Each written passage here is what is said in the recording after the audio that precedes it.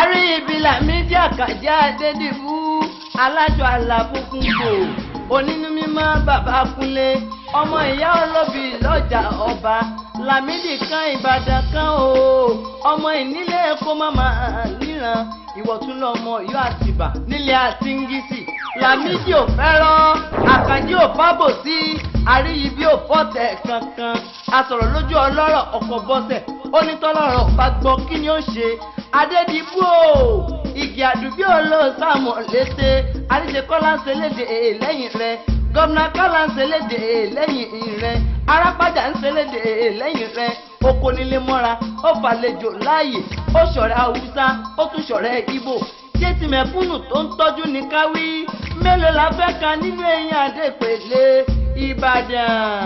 Ìbàdàn o ọmọ Yorùbá ẹ má jẹ́ kí kòkò àmàlà ò fọ́ o torí tó bá fọ́ akóbá tilé tókò náà ni gbogbo iṣẹ́ Lámídì ò gbọ́dọ̀ pín Àlàó àárí ibi lílàmídì Àkànjí ó dárìnà kó ó dojú àlá ó tún tá a bá tún ríra lọ́rùn ó di gbére ó di kárin kése wẹ̀.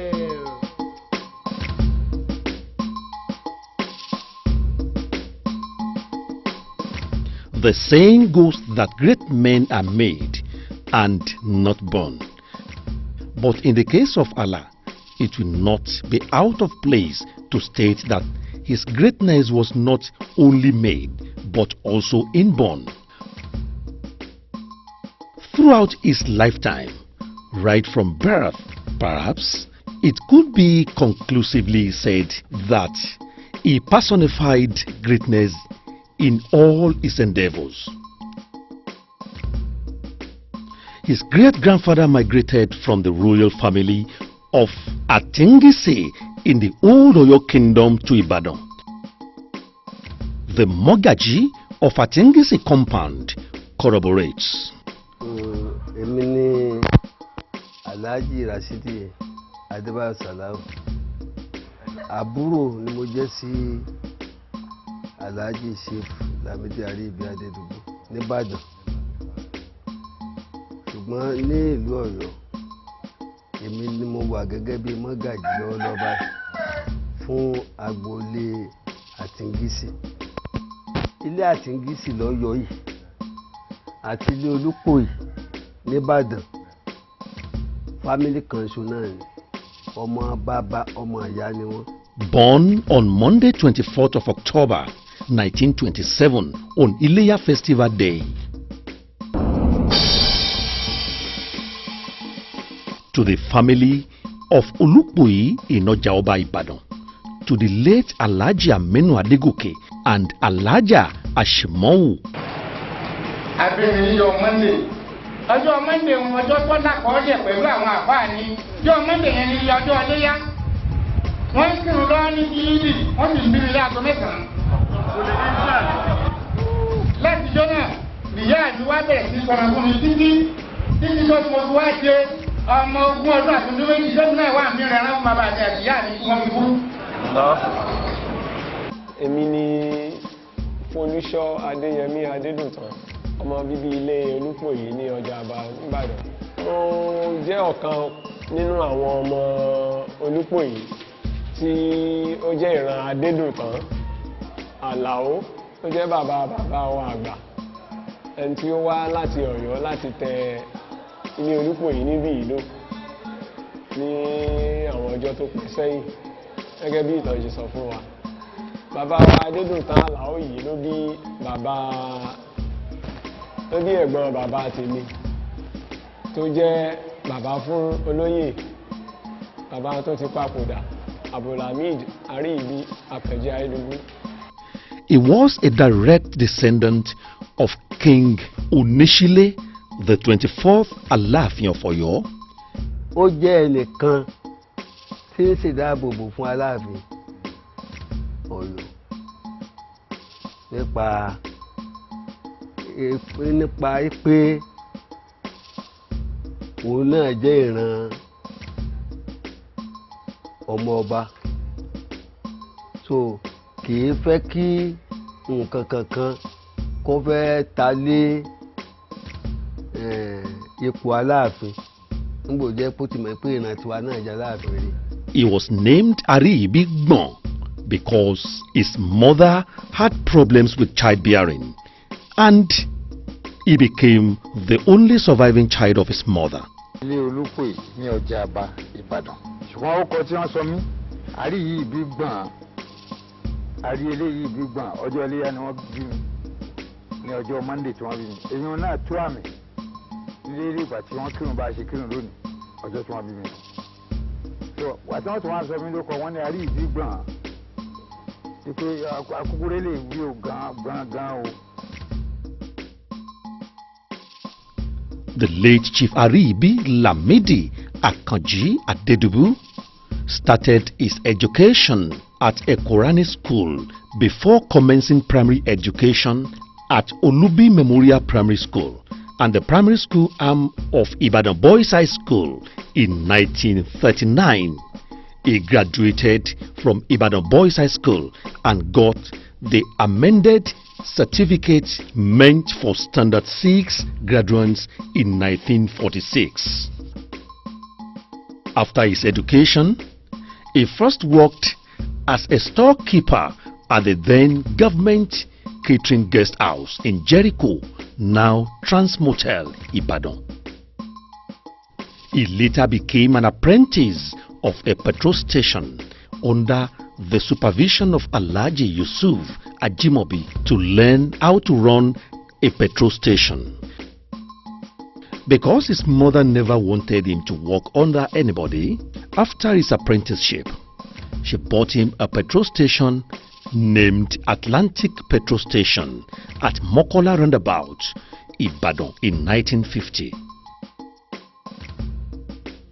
Therefore, before Chief Adédibú started politics in 1951, he was financially stable, contrary to people's belief that he made his money from politics. His friend of over 60 years and family members have this to say.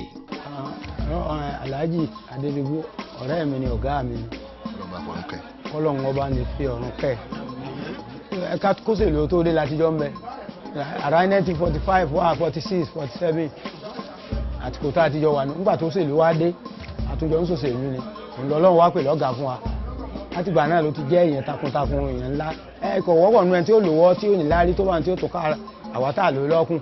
Àmọ́ kà mí kún, máa ń jẹ́ kára mi ó yá máa fún lówó. Ó nílé epo dáadáa tó yẹ pé ilé epo ẹni máa jókòó sí. So ó sì ní àwọn ilé iṣẹ́ tó yẹ pé tí wọ́n bá wá ń fún bó bá jókòó báyìí wọ́n máa wà ń fún ní rìtọ́ǹsì gbogbo bí ilé iṣẹ́ bá ti lọ sí. Ṣùgbọ́n òṣèlú ló ràgàbò ọ̀pọ̀lọpọ̀ iṣẹ́ rẹ̀. Baba, as fondly called, started politics at the age of 24 in 1951. He became a member of Ibadan People's Party under the chairmanship of Chief Meredith Adesa Akinloye, with other notable members such as Chief Adegoke Adelabu Peculiar Mess, Chief Lanley, and others. The party won all the 6 seats at the then local council election of 1951, facilitated by the Macpherson Constitution. His party merged with the action group of Chief Obafemi Awolowo in 1952. As a young man then, he became a rallying point for the youths in Ibadan and its environs throughout his membership of Action Group before the army took over on the 15th of January 1966. In the Second Republic, he joined forces again with Chief Akinloye in the National Party of Nigeria, which produced Alhaji Aliyu Shehu Shagari in 1979. Late Aribi Lamidi Akanji Adédibú parted ways with Chief Obafemi Awolowo, whom he considered the factor in Nigerian politics as well as a great benefactor. Because late Adédibú believed it was then time an Ibadan indigene become a governor after people like Chief Awolowo, Akintola, and Fadaunsi had held sway as premiers and administrators of the old western region. Baba Adédibú was the first politician to advocate for political office rotation and horse trading even before power rotation became an issue in Nigerian politics. In the formative stages of the Fourth Republic, Chief Adédibú aligned forces with the founding fathers of Nigerian People's Party, NPP, which later metamorphosed into All Nigerian People's Party, ANPP. At the turn of that year, however, he switched allegiance to the People's Democratic Party, PDP, which he observed was more dominant of all the registered political parties. Throughout his political sojourns, Chief Adédibú remained a dominant master of his own brand of politics. He also ensured he held sway as the rallying point for most politicians across the country. This is evident in political pilgrimage politicians of note usually make to his Molete, Ibadan residence in order to curry his favor in their quest to attain political office. Chief Lamidi Adédibú perhaps remained the only person who was responsible for ensuring the emergence of 4 different governors in Oyo State at the national level, especially during the Third and the Fourth Republics. It is on record that all the presidential candidates of note had at one time or the other paid homage to him at his Molete residence, and virtually all the presidential candidates who made Molete their first port of call had succeeded in their quest.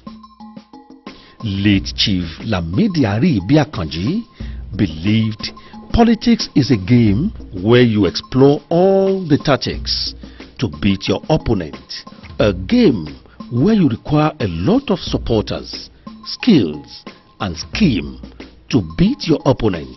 He believed the more loyal supporters you have all over, the easier it is to win any election. Contrary to the general belief that Chief Lamidi Adédibú had no other business apart from politics where he made money to live his affluent life, Chief Lamidi Kan Ìbàdàn was an astute businessman who owned a petrol station at the age of 23. He had several houses in Ibadan, which he built with proceeds from his petrol station. Baba owned up to the fact that his closeness to Chief Obafemi Awolowo added another step to his business interests and fortunes. He was awarded the contract to supply cement for the construction of Liberty Stadium in Ibadan, as well as the supply of cement to Public Works Department, PWD, of the then Ministry of Works throughout the Western region. He participated in the building of Cocoa House Ibadan, and he was allocated the Ijaye Forest Reserve to oversee through his company, Adédibú Timber Company. As a humanitarian, he fed the needy. He also sent the less privileged children to school, provided work for men and women in need. In short, he was a giver of hope. Some of those that benefited under Baba's humanitarian gestures have this to say. Láti wà tí bàbá wa ti kú, kí bàbá wa tó kú, ó ń tọ́jú mi, ó ń tọ́jú family mi náà, ó ń tọ́jú mi lẹ̀ o tó fi kú. Èmi ni Wílérè Mọ́rẹ́nìkejì, JP, tí mo wakọ̀ fún bàbá Adédibú 76 mo lọ́dọ̀ wọn tí ọ̀gá kan tí èèyàn lè fi gbogbo ayé ẹ̀sìn nípa ìhùwàsí ẹ̀ ọjọ́ kan tí máa ń ro inú nípa ọmọ tí ń bá ṣiṣẹ́ ká máa béèrè lọ́síwájú gbogbo làwọn ọmọ wà kí ló kù tá a máa fẹ́ ṣe nílé ìwò ni à ń lọ máa ń béèrè nígbàdégbà táwọn pé owó káwàrà nílé ìwé yóò fún wa níbi pé iye níta kó wádìí pé èlò lọ kò yẹ kó tó bá wọn iye tá a bá pè náà ni ó fún wa pé ká lọ fi sanwó ilé ìwé àwọn pé ká máa ti àná òní nílẹ̀ síwájú. ó jẹ́ ẹ̀gbọ́n gidigidi ẹ̀gbọ́n tí tọ́jú ẹbí tí tọ́jú ará tí tọ́jú aráàlú ó rán mi lọ sí Jerusalem bí mo ṣe jókòó tí n ò nírètí wípé mo tiẹ̀ lè lọ sí Jerusalem ní ìyá 2007 ló rán mi lọ. kọ̀ọ̀kan nínú ìdílé fámìlì wa ní eré Olúpẹ̀lú ṣe dáadáa pẹ̀lú wa kọ́lé fún mi gbé mọ́tò fún mi kí n máa fi jẹ dáadáa tó ṣe fún mi ó sì mọ ọmọ ìyá mi ọ̀ràn mọ́kà kọ́lé fún ṣe dáadáa pẹ̀lú. lágbolé ọ̀dọ̀ wa àwọn èèyàn bí ìgbé mi lè jẹ́ èèyàn súnmọ́ bẹ́ẹ̀ lásìkò àti mo rìn súnmọ́ ọ̀dọ̀ bàbá yẹn tó àsìkò àyẹn rè mò ń jẹ mò ń mu lásìkò tó yẹ kí n mu. You know, I've been with Baba for long now. So when you be with somebody, you have to know his idea. Then, if you need something, if we are almost about 100 people sitting down together, if you want to call me, I know the way you told to. Without saying it out, I know that he's calling me. By, you know, asserting everybody, looking up, then focus where I am, then I will stand up and go and meet him. Okay, now he will tell me, which means go upstairs and bring so amount. Then I will understand. I will give it to him. I will give it to him. If you want to dispute it, then he will write it in a small paper and give it to me. Use it to them. To take an example, if you have a dog, ordinary dog, where you look at the dog, say, then you know you are giving the sign. He will come to you. And already I have known Baba for long, we together. And at times in those days you used to call me, go and be the. But now more we do together, then no need of shouting or something like that. When he gives sign, I know what it means. Then I know what to do. Can I say you want to call me? When there are people there, you see him put his back down the chair, try to rub his head. When he, by then I'll be watching him. And when he raise up his head, Super, I will come to him. Before he even said Super, I'll stand up, I will go and meet him. Or if you want to send me any message, that's how I used to be. And then he raised his head up. I look around. I come and meet him. If I want to give somebody money,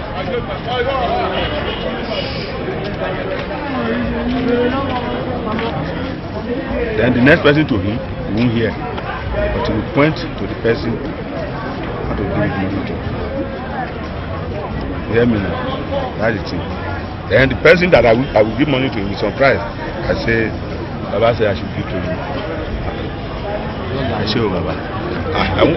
Anyway, there's nobody will be giving that type of sign. No, I told you before. Who is the person? I don't think it's part of the thing that I'm feeling for his death.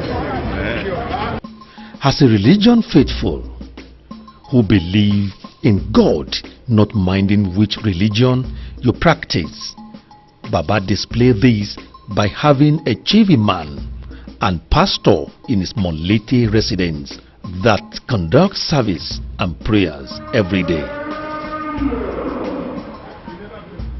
Contrary to people's belief that Adédibú was a strong man who believed in juju, imam and pastor have this to say.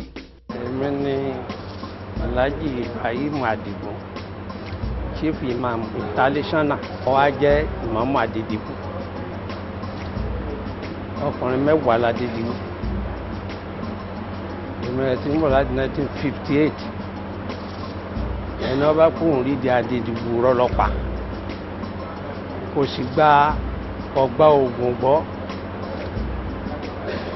kì í mu hàn kì í sín gbẹ́rẹ́ òun dẹ̀ ń sondé mádì àdúrà lọ́gbàgbọ́. ìfìdí ọ̀rọ̀ mi múlẹ̀ 1970 àfáà kan wá látẹ̀yìn odi kò sí èrò àpamọ́ báyìí àpamọ́ òkú làwọn àfáà lò wọ́n wá lóòdù tírà oríṣiríṣi ẹ̀sìn náà wá gbé wá ó léyìí tá a fi sẹ́nu ọ̀nà ta èyí tá a fi sẹ́nu ọ̀nà ìkùlé èyí tá a fi sí abẹ́ carpet èyí tí wọ́n fi sí eré bẹ́ẹ̀dì wọ́n ṣáàjú wẹ̀ máa dì nígbà tó bá da aago 9 tí màá lọ lé màá ní ẹ̀yìn ṣá kété tí àfa àárọ̀ rù wá ó ní kí n máa kó lọ kí n máa lọ ha fún àwọn jálàbí mi nítorí kò sóògùn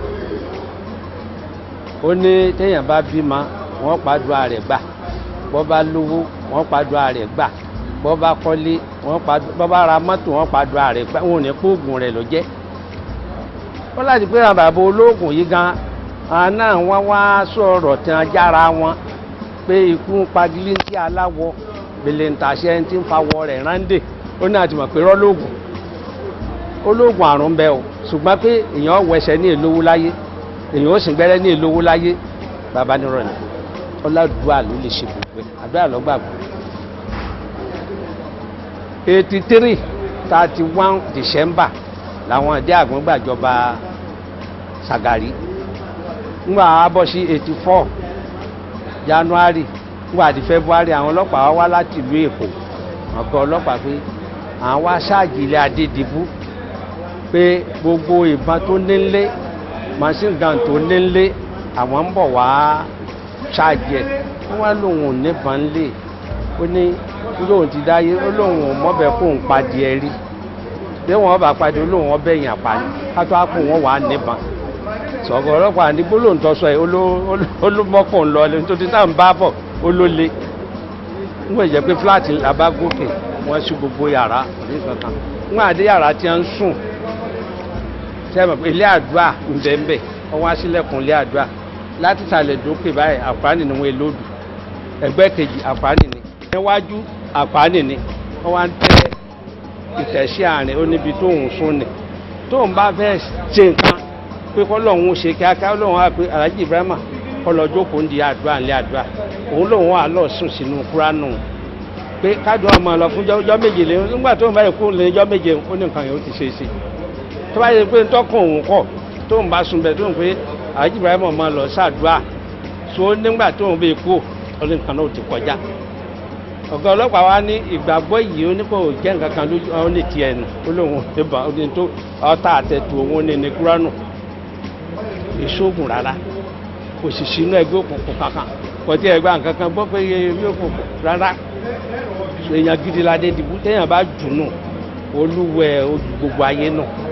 orúkọ mi ni wòlíì Ọmọ́tọ̀ṣọ́ Joseph Ọláwálé Ọ̀sanyínlúsì JP mo jẹ́ kan lára àwọn tó ń gbàdúrà fún bàbá Adédibú mo mọ bàbá yìí nígbà ìdìbò MKO Abíọ́lá nígbà tí mo wá sí ọ̀dọ̀ bàbá yìí mo wá pray fún wọn mo wá sọ fún bàbá àwọn ìṣípayá tí mo rí bàbá yìí wá fún mi lórúkọ 3 kí lọ gbàdúrà sí ìgbà yẹn ìgbà tí mo wá fún ọ ní àbọ̀ lọ́jọ́ kejì mo fún ọ lórúkọ MKO Abíọ́lá mo ní wọ́n á jẹ o ṣùgbọ́n wọn ò ní gbé fún bàbá wa ní òun ràn mí tó yẹ kákà gbàdúrà kó jẹ ni wọ́n gbé fún wọn ò gbé fún kì í ṣe ẹjọ́ mi ohun tí mo mọ bàbá yìí nìyẹn nígbà tí election yẹn wá wáyé tó di pé wọ́n dìbò tí ìránṣẹ́ yìí jẹ tí wọ́n ò gbé fún bàbá yìí wá dára dé mi púpọ̀ bí mo ṣe di èrò inú ilé Adédibú náà ó wá dára dé mi pé tó bá fẹ́ ṣe nǹkan kan bàbá jẹ́ nìkan tó fẹ́ràn àdúrà púpọ̀ púpọ̀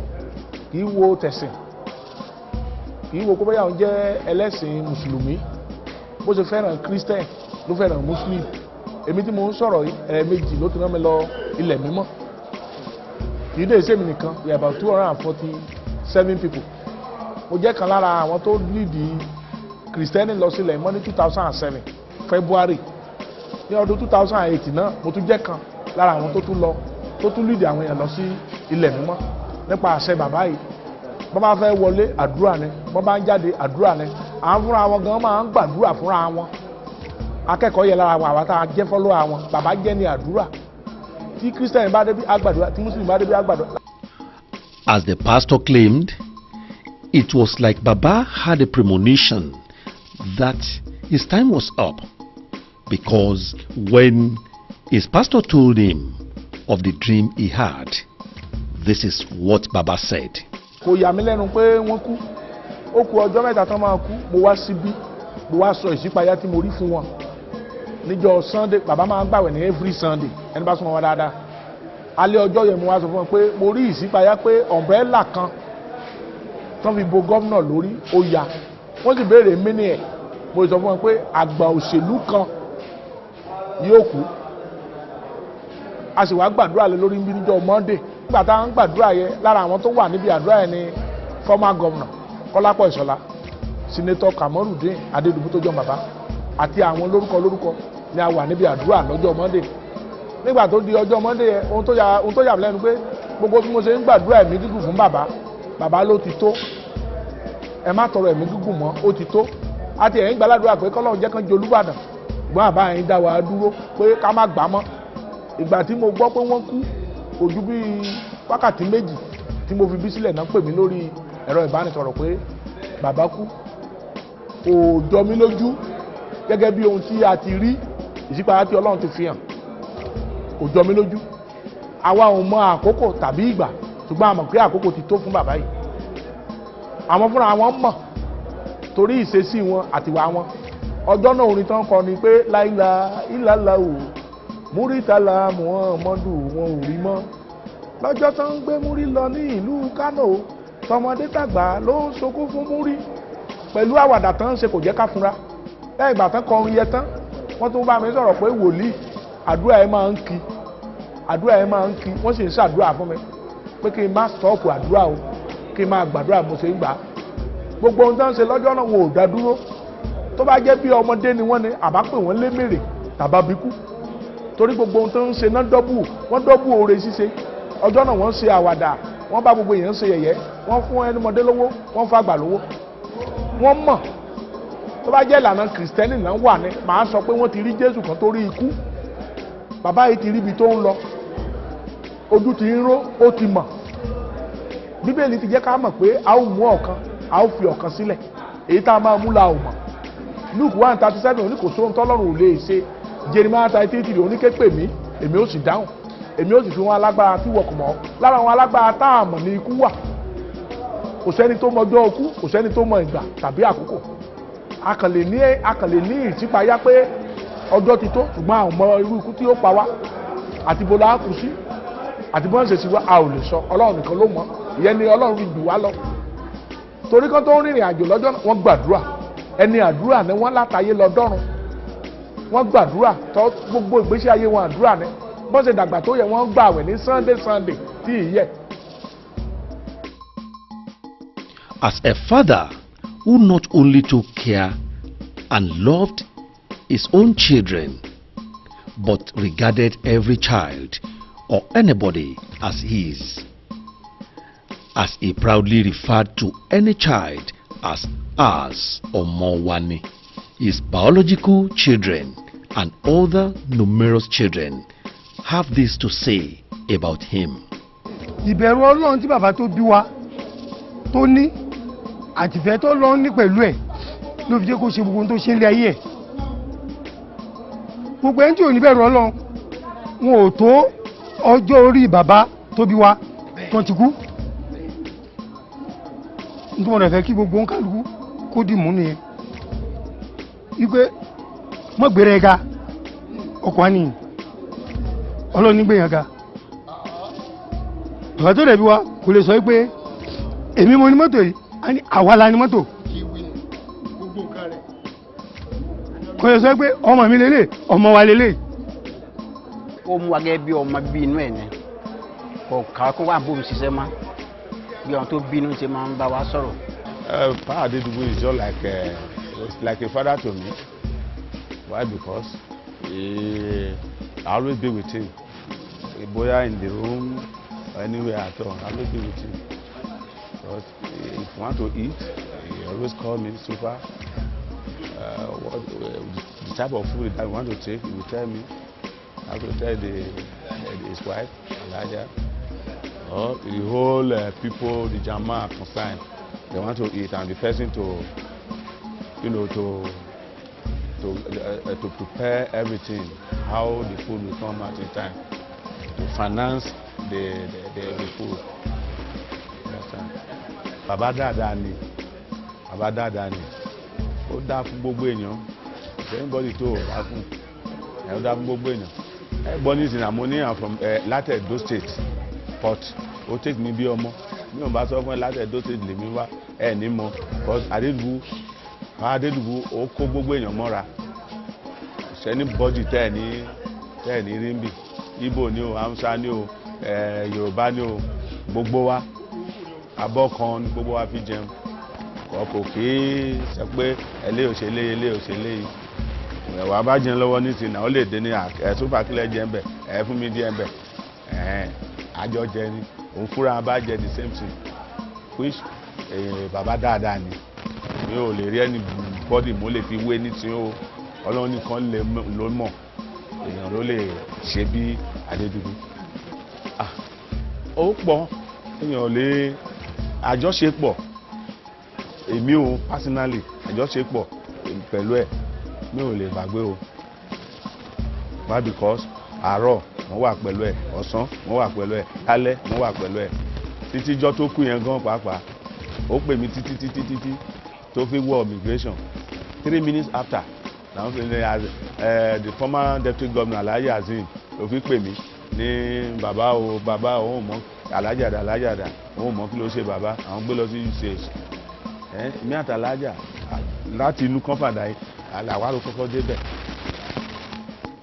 Ọ̀fíìsì báyìí mo jókòó yìí gan ọmọ àgbàlagbà mo ti dàgbà díẹ̀ but mi ò believe ṣé ó kú the way mo máa wo cause mo lọ sẹ́kọ̀ọ́ èmi ló sì múra fún ṣe gbogbo ẹ̀ fẹ́ wọ aṣọ ló fẹ́ wọ̀ èmi ló mú jáde pátá ló fẹ́ wọ̀ èmi ló mú jáde àti sílẹ̀kùn fún mi ó sì wọ Super ṣètò jẹ́ lẹ́ o ó jẹ́ táwọn ọjà máa fẹ́ jẹ ọmọ ẹrú kan bẹ̀ èèyàn lè gbàgbé o èèyàn lè gbàgbé. What I miss there is that Baba Adédìbú he always crack joke with me, or if I have any problem like financial something, daddy come by, okay I yanjú ẹ, and really we do it.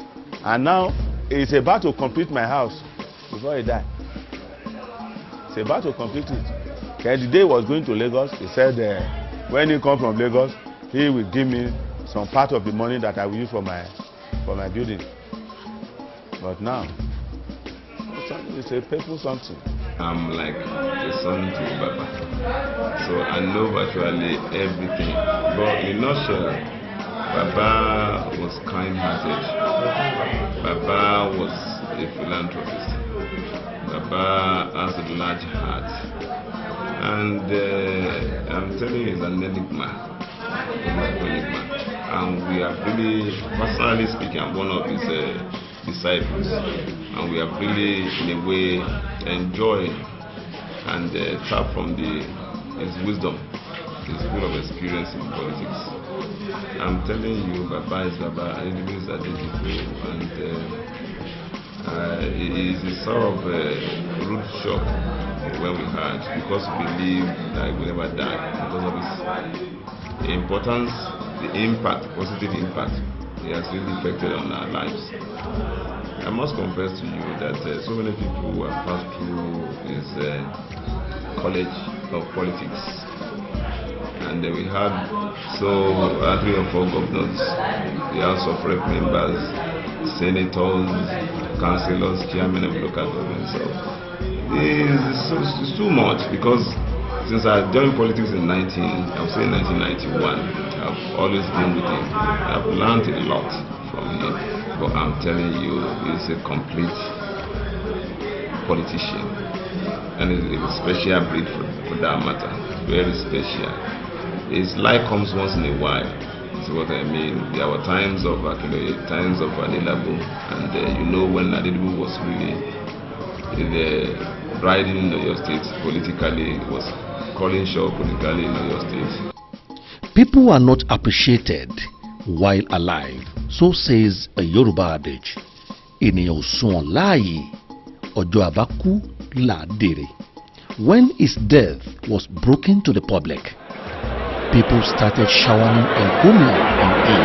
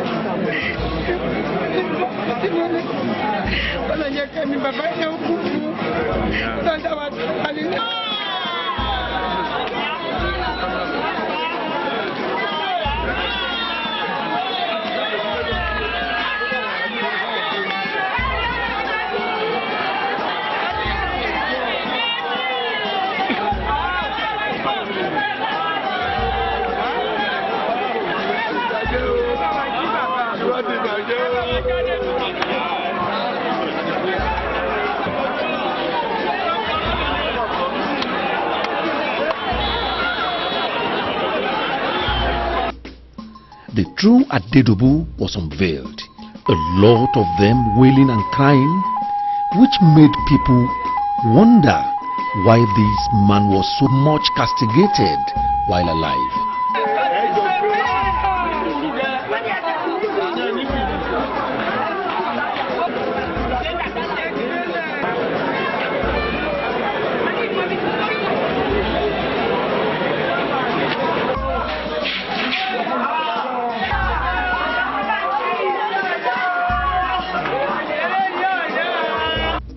In a nutshell, late Adédibú Kan Adédibú had come and gone. Like his son said, he came, he saw, and he conquered. The name is Kunle Adédibú, Senator Alhaji Kunle Adédibú. As you know, this man is my father, so I know everything about him except from birth. But anytime from the time I've grown up, I believe I can tell you as much as I can. A community man, as far as a society man, as far as doing for the people that cannot do for themselves. He's well known for that. This is what a lot of people in Nigeria need to do. Nigerians are suffering. There's suffering in this country. There's sorrow in this country. And if we have people like my father, like 2 or 3 of my father doing the same thing that my father has done, Nigeria will not be in the same shape it is right now. He has gone, and I've have a lot of support from all the people that I used to be around here. Thank God for that. I have a lot. My family has supported me in taking care of what he has done. I know we cannot fit his shoe and we cannot do what he has exactly done, but we are trying, and we are going to continue trying to do for the people, because nobody else will do for these people. Nobody else. Call anybody in this town and tell them, with all your big money and all your big houses that you don't even live in, what have you done for the people? This is where the people are. This is where the people eat. This is where the people survive. This is the survival of the fittest right here in Maleche. There's no definition for death. Death is death. It comes and it goes. There's nobody in here that says, he knows tomorrow. God has came and took Papa on the 11th, and that's just the end of it. There's nothing has to be said about death. Everybody's going to die. We just hope that when death catches us, it catches us in a very good condition and a peaceful way. Papa likes family. A lot of people can't really say that, see that. But Papa is a family man. He loves his people. The love he gave to his people is the same love that he gives to his family. Papa he worships his family, and that's the way it's supposed to be. Anybody that loves his family loves God. I regret him dying. but inevitably we can't stop that. I mean, God give it, and God, it takes. So God has taken him at the right time. But I mean, the man is old. He did well. I mean, there's no complaint. I have no regret, no complaint. God has done well for Papa, for my Papa. He has done well. He has lived. He has seen. He has conquered. To many, he was an enigma. As a society man, he embraced anybody that came to him. As a philanthropist, he touched so many less privileged lives by providing food, clothes, and shelter. As a religion faithful, he embraced both religion and so much believed in power of prayer. Equally, as a politician, he was feared and respected. Allah is gone.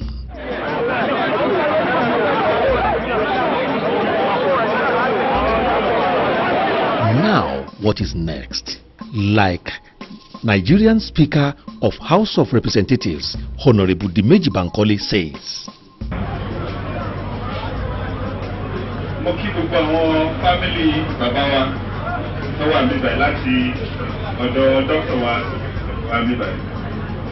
Ẹ kú ọ̀rẹ́ ọjọ́ àjìnà síra wọn. Bàbá ò lọ o. Màmá rú bàbá ń lọ, bàbá ń dùn, bàbá ń wọ̀ wáyé. Ó dà kó yé mi jẹ́ pé bàbá ń bèrè kọ́ṣọ̀n kan lọ́wọ́ àwọn èèyàn kan báyìí wọ́n sẹ̀. Mi ní sọ̀rọ̀ pa àwọn onítọ̀hún. Ṣùgbọ́n Ọ̀yọ́ State, capital ilẹ̀ Yorùbá land. Mo sọ again o.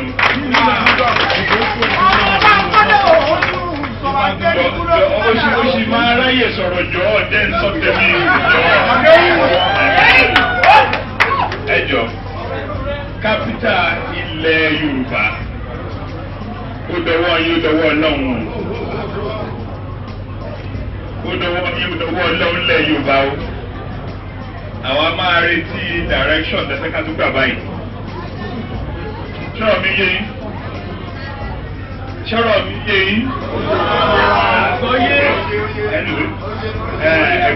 Excellency. Ní sọ́jú báyìí lọ lẹ́yìn. Is it who dares step into his shoes, or who will step into his shoes? We shall see. Adieu, Allah, Aribi, Lamidi, Akanji, the great son of Adédibú, ọmọ ìyá olóbì lọ́jà ọba, olówó orí ọkọ̀ Mọ̀dínàt Abọ́sẹ̀dé, sunre o.